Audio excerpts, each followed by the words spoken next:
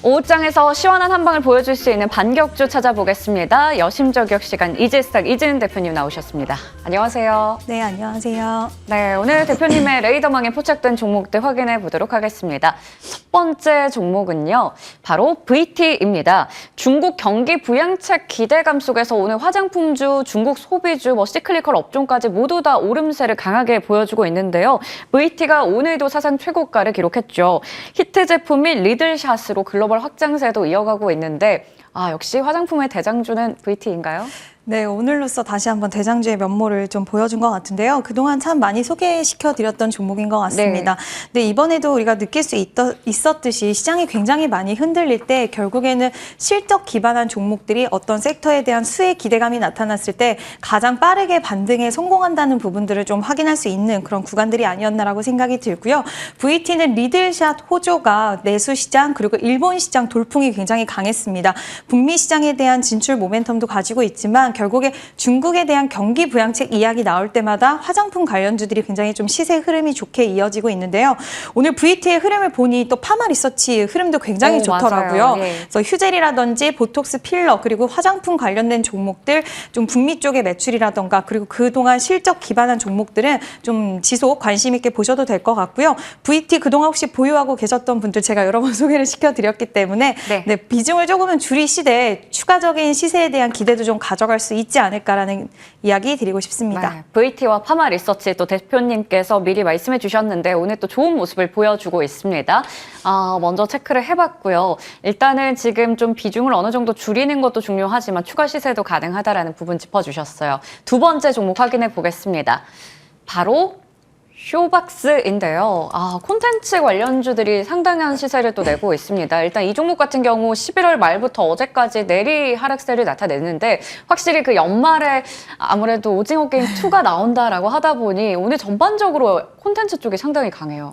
네, 저도 그 예고편이 나올 때마다 계속 좀 챙겨봤는데 크리스마스가 지나고 나서 공개가 되더라고요. 그 부분이 살짝 의아하기는 했습니다. 크리스마스 때 많이 볼지 않을까라고 했는데 어쨌든 오징어 게임 2는 지금 전 세계적으로 굉장히 관심도가 높아진 상황이라서 지금 그동안 컨텐츠들이 계속 좀 부진한 흐름을 보이다가 오징어 게임 2로 인해서 시세가 좀 좋아졌었는데 시장이 많이 빠지면서 관련된 종목들 흐름 다시 한번 좀 급락세를 좀 면치 못하는 모습들이 보여졌는데요.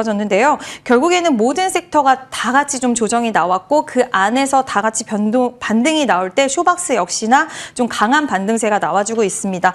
오늘 121선을 다시 한번 재돌파해 주려는 흐름들이 나와주고 있는데 살짝 윗꼬리가 달려서 아쉽기는 하지만 일단은 중국의 경기 부양에 대한 기대감, 물론 중국 경기 부양에 대해서 컨텐츠들이 직접적인 수혜는 없다라고는 할 수는 있겠지만 우리가 또 넓게 생각을 해봤을 때는 중국의 내수 경기를 더욱더 확장시키기 위해서 향후에는 우리가 한일령 해제라던가 좀 더 문화적인 부분들의 교류나 이런 부분들에 대해서도 한번 기대를 해볼 수 있기 때문에 컨텐츠 종목들 특히 그 안에서 쇼박스 오늘 121선 돌파해주고 살짝 윗꼬리 달리기는 했지만 추가적인 시세에 대한 부분도 한번 기대를 해볼 수가 있을 것 같은데요. 일단 쇼박스 같은 경우에는 신규 진입보다는 보유하신 분들 좀 더 지켜보자. 근데 좀 긍정적인 관점으로 볼 수 있겠다라는 의견을 드리고 싶습니다. 오늘 굉장히 또 중요한 자리를 또 만들어내는 모습도 확인되고 있습니다. 보유자의 관점에서 홀딩 이야기 주셨습니다.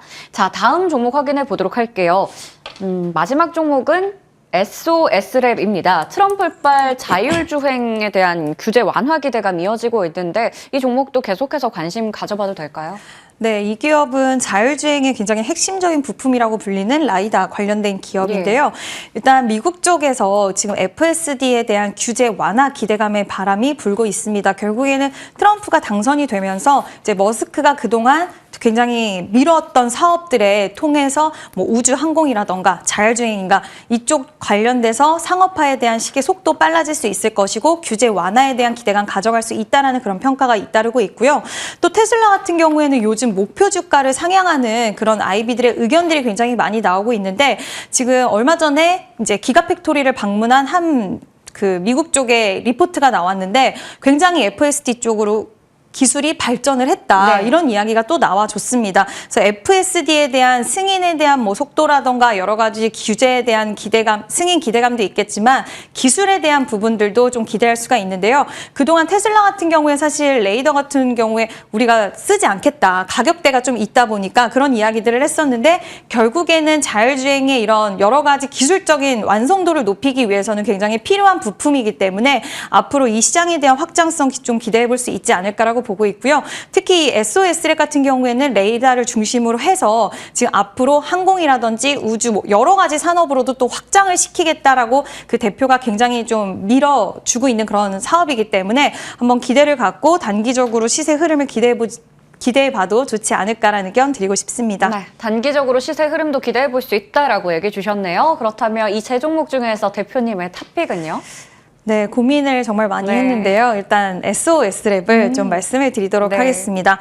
어저께 저도 테슬라를 간밤에 계속 시세 흐름을 봤는데 네. 결국에 $400를 이제 돌파를 하고 나서 좀 밀리는가 싶더니 다시 한번 좀 저력을 보여주는 모습들이 나와주고 있습니다. 그래서 당분간은 이 트럼프 트레이드 그 안에서 또 머스크 관련돼서 규제 완화라든지 이런 거 기대할 수 있는 사업에 대한 부분들, 모멘텀을 가지고 있는 기업들은 물론 변동성은 있겠지만 시장이 앞으로도 우리가 이제 뭐 반등이 계속해서 시원하게 나오기 어렵다고 했을 때 이런 어떠한 모멘텀적인 부분들을 좀 기대할 수 있지 않을까라고 보고 있고요. 그래서 SOS랩 같은 경우에 좀 단기적으로 한번 관심 있게 보셔도 좋지 않을까라고 생각을 하는데 일단 가격 전략을 좀 잡아드리도록 하겠습니다. 네. 가격 전략 같은 경우에는 목표가는 최근의 고점 부근인 1,300원 정도 제시를 해드리면 좋을 것 같고요. 손절성 같은 경우에는 네, 지금 60일선에 이탈하지 않는 7,000원 부근으로 제시해드리도록 하겠습니다. 네, 오늘 대표님의 오후장 반격주 SOS랩입니다. 목표 주가는 1,300원, 손절가는 7,000원 제시해 주셨어요. 자, 그러면 저희 AS도 좀 받아보도록 할게요. 앞서 말씀해 주셨던 파마 리서치 오늘 좋은 모습을 나타내고 있죠. 12월 3일에 추천해 주셨고요. 실적에 대한 기대감도 높습니다. 꾸준히 가지고 있어 볼까요? 네, 저는 솔직히 아직까지는 추가적인 시세에 대해서 좀 기대해 볼 수 있다라고 네. 보고 있는데 보유하신 분들은 항상 말씀을 드리지만 지금 시장이 오늘은 반등에 강하게 성공을 하긴 하지만 아직까지 불확실성 존재를 하기 때문에 수익을 줄 때는 비중을 어느 정도는 챙겨 두셔야 된다라는 부분 말씀을 드리고 싶고요. 지금 만약에 내가 가지고 있는 비중에서 그래도 수익권 도달을 했기 때문에 한 60% 정도는 현금 확보, 수익 확보를 해 두시고요. 나머지 60%에 대해서는 저는 24만 1,000원, 10월 30일 날 고점을 다시 한번 돌파해 줄 수 있는 흐름까지도 기대하는 기업이기 때문에 지난번에도 말씀드렸지만 지금 보툴리늄 톡신이 국내 시장에 이제 상륙을 합니다. 국내에서 보툴리늄 톡신 맞는 분들 굉장히 많이 계시기 때문에 네. 내수 시장에 대해서도 기대할 수 있다라는 부분, 그리고 해외 쪽에서의 판로를 계속해서 확대해 나가고 있다라는 부분, 2025년에는 실적에 대한 기대감 더 가져갈 수 있기 때문에 중기적인 관점으로도 좀 괜찮은 기업이 아닐까라는 의견 드리고 싶습니다. 네, 내수와 수출 모두 다 기대되는 가운데 60% 정도는 현금화를 하고 나머지 비중 홀딩하자 말씀해 주셨어요. 그리고 어제 추천해 주셨던 HD 한국조선해양이요. 벌써 7% 정도의 상승률 나타내고 있습니다. 좋은 자리에서 잘 잡았네요. 이것도 추가적인 전략 세워볼까요? 네, 더 보자라고 좀 말씀을 드리고 네. 싶은데요.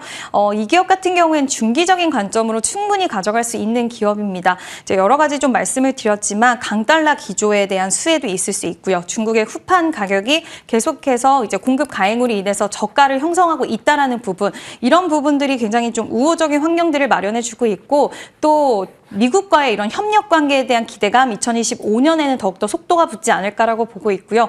LNG 수요에 대한 운반선 수요에 대한 확대라던가 고국과 같이 선박에 대해서 앞으로 수주 받을 수 있는 부분들 충분히 열려 있다라고 봅니다. 지금 우리가 외교 세일즈 해야 되는 그런 산업들은 좀 우려감도 있기는 하지만 사실 이 조선 업종 같은 경우에는 외교 세일즈보다는 기업과 기업 간의 움직임들이 더 강했던 네. 부분도 있기 때문에 우리가 또 조선 관련돼서는 추가적인 수주를 내년에도 많이 기대해 볼 수 있지 않을까라는 의견 드리면서 일단 100%에서 한국조선해양은 일단 그대로 비중 가져가시는 게 어떨까라는 의견을 드리고 싶습니다. 네, 이렇게 두 종목에 대해서 AS까지 받아봤습니다. 이 시간 이지스탁 이지은 대표님과 함께했고요. 저희 터닝포인트 11도 여기서 이만 인사드리도록 하겠습니다. 시청해주신 여러분 고맙습니다.